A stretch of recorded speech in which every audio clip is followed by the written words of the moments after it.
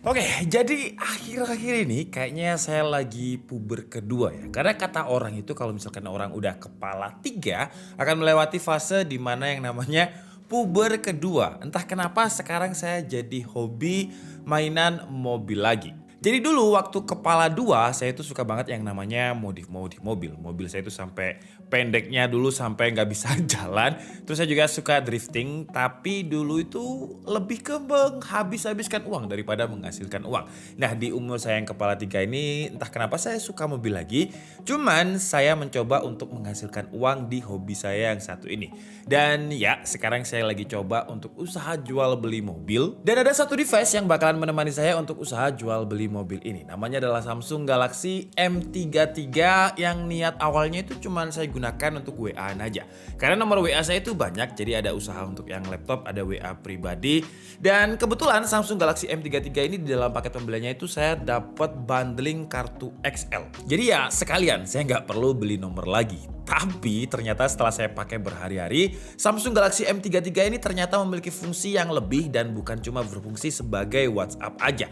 Salah satu fitur yang menurut saya berguna banget adalah kameranya. Buat yang mungkin kemarin belum nonton video unboxingnya Galaxy M33 ini, bisa lihat videonya di sini atau nanti saya akan taruh di kolom deskripsi di bawah. Karena di video kali ini saya nggak akan membahas secara teknis, lebih ke perspektif pengalaman saya menggunakan Samsung M33 ini dari usaha jual beli mobil saya yang baru ini. Jadi untuk kamera yang sering saya pakai di Galaxy M33 ini, main kamera yang 50 megapiksel dan ultra wide-nya yang 5 megapiksel. Kebetulan saya butuh kualitas kamera smartphone yang detailnya tajam dan harganya ada di mid-range di 3 jutaan lah.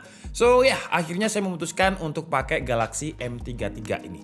Awalnya saya itu agak skeptis, agak pesimis dengan kualitas kameranya M33 karena harganya yang menurut saya masih cukup terjangkau, tapi setelah pakai berhari-hari ternyata tone warnanya itu saya suka. Tone warna ciri khas Samsung ini malah kayak membuat foto-foto mobilnya jadi terlihat lebih mahal, terus nampak bersih. Warnanya itu lebih keluar dan detailnya juga dapat. Ultra wide-nya juga kepake banget untuk foto-foto interior karena foto interior itu kan space-nya sempit banget. Dengan lensa ultra wide-nya ini saya jadi bisa lebih dapat POV yang lebih lega. Fitur portraitnya juga kepake. Kalau saya mau foto-foto detailing seperti setir, lampu, persneleng, masking dari background dan foreground-nya itu halus, nggak terlalu terlihat kalau dia maskingan. Cuman emang masalahnya kalau misalkan saya upload fotonya itu di Instagram, ya caranya saya harus foto dulu pakai aplikasi kamera bawaannya Samsung, karena kalau misalkan saya pakai app Instagramnya langsung hasilnya itu kayak kurang bagus. Untuk video kamera belakangnya juga udah bisa 4K, sayangnya cuma bisa min kamera aja. Ultra wide-nya belum bisa dipakai di mode video. Dan mungkin menurut kalian untuk videoin mobil aja resolusi 4K itu kayak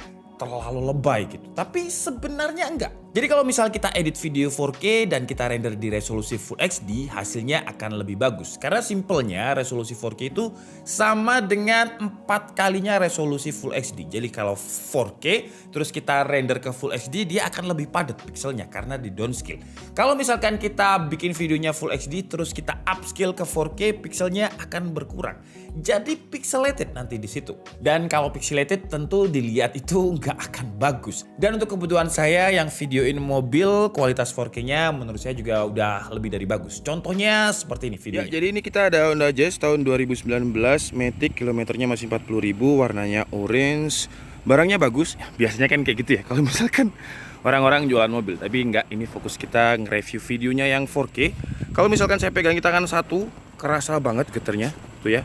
Cuman kalau tangan dua seperti ini, ya nggak stabil, masih patah-patah juga. Cuman kalau untuk kebutuhan untuk jualan mobil aja sih udah lebih dari cukup ya. Karena biasanya orang itu nggak butuh stabil, mereka cuma butuh tahu detailnya seperti apa. Dan yang saya suka warna orange, padahal ini mobilnya belum saya cuci ya. Jadi kalau misalkan dari jauh itu terlihat kayak lebih pop up gitu. Tapi kalau misalkan kita dekatkan, nah kalau kalian lihat di sini tuh kelihatan banget ada banyak banget kotorannya ya. Nah, kalau untuk autofokusnya kita fokuskan dulu ke sini, terus kita pindah ke sana. Set. Wah, oke, dia lumayan cepat juga.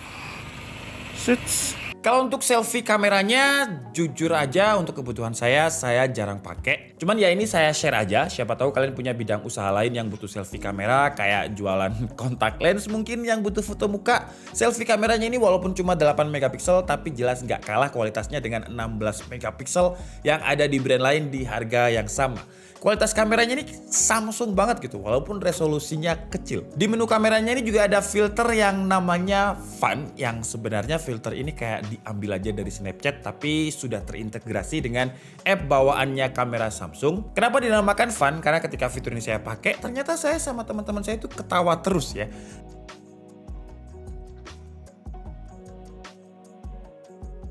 Oh ya, intermezzo sedikit, HP ini sebenarnya udah menghasilkan buat saya karena kemarin ada satu mobil yang udah laku. Kalau misalkan kalian ngikutin Instagram pribadi saya, bukan Instagramnya DKID, di situ saya juga sudah saya post kalau mobilnya laku, dan kemarin saya dipalakin teman-teman saya karena mobilnya laku dan akhirnya saya traktir di kafe. Di kafe itu kemarin sekitar jam 8 malam dan saya coba juga untuk foto-foto low light pakai Samsung Galaxy M33 yang harganya 3 jutaan ini.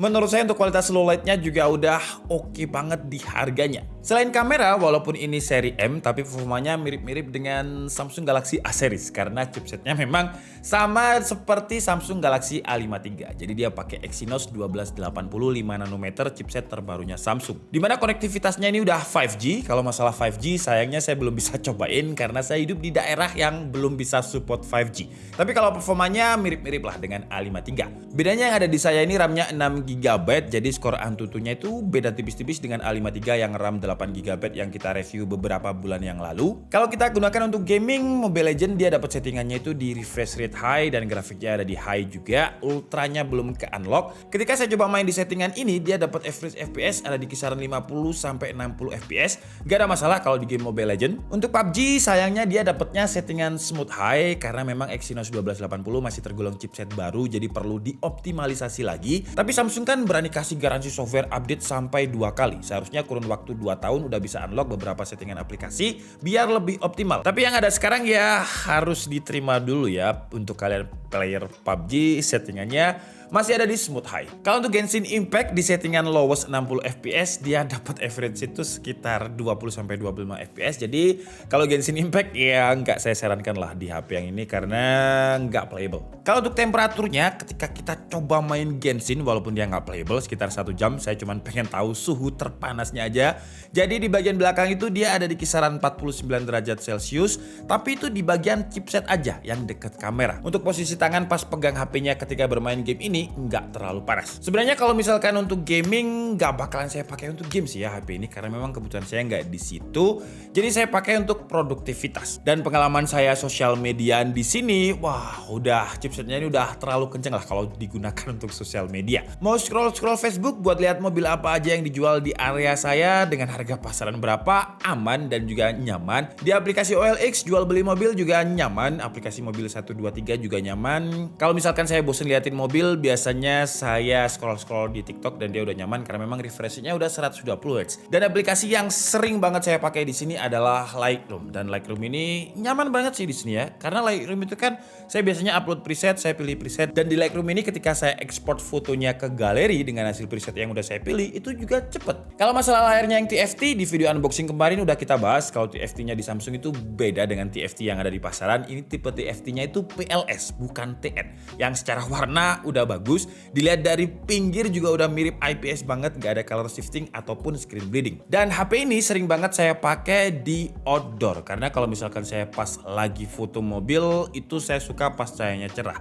jadi langitnya nggak mendung, nggak hujan, pas lah cahayanya. Dan kemarin tuh cuacanya kebetulan panas banget, tapi waktu saya preview hasil fotonya di outdoor nggak ada masalah, masih terlihat dengan sangat jelas tanpa harus saya melotot, jadi brightness-nya masih pas di mata saya. Layarnya ini mau kita gunakan untuk nonton Netflix juga udah enak karena dia udah punya security wideband L1 yang mendukung konten Full HD. Dia juga udah mendukung Dolby Atmos, kalau pakai earbud suaranya bakalan ranah-ranah sinematik gitulah. Sekarang ayo kita ngomongin masalah baterai ya, karena seri M itu kan terkenal dengan monster battery yang biasanya 6000 mAh, tapi di tahun ini dia berkurang menjadi 5000 mAh untuk yang versi global dan juga Indonesia karena versi India masih kebagian yang 6000 mAh. Tapi kalau saya pribadi sih nggak masalah. Kenapa? Karena bobotnya jadi turun jadi 198 gram dengan ketebalan 8,4 mm. Jadi lebih enteng saya bawa kemana-mana. Dan perkara baterai yang kapasitasnya turun jadi 5000 mAh untuk kebutuhan saya sih gak ada komplain ya. Dia tetap awet-awet aja. Ketika saya gunakan foto-foto satu mobil full dengan video 4K juga, brightness-nya mentok, berkurang 6% aja, padahal brightness-nya mentok ya. TikTokan 30 menit dia berkurang 2% dengan brightness auto, YouTube 1080p brightness auto juga berkurang sekitar 2% aja. Kalau untuk waktu pengecasannya, kemarin ketika di video unboxing saya coba pakai adapternya brand lain ya, yang 65 watt. Tapi dia malah lama banget jatuhnya, hampir 4 jam. Tapi ketika saya pakai adapter third party, bukan adapter orinya Samsung yang cuma 18 watt aja, dia cepet. Dari 9% ke 96% butuh waktu sekitar 1 jam 45 menit. Kayaknya emang pilih-pilih ya, kalau misalkan kalian punya adapter dari brand lain, dia lama. Adapter third party aja yang murah 18 watt, dia lebih cepet. Untuk fitur lain, dia juga udah ada NFC, jadi kalau saya pas lagi pengen ambil video b-roll mobil di tol, nggak perlu bingung lagi kalau misalkan saldo e-money saya habis, tinggal update saldo aja di NFC-nya ini. Oke lah, jadi mungkin cukup segitu aja pengalaman saya pakai Samsung Galaxy M33 ini yang awalnya rencananya cuma saya bikin WhatsAppan dan juga sosial media aja, tapi ternyata fiturnya ini kepake di usaha jual beli mobil saya.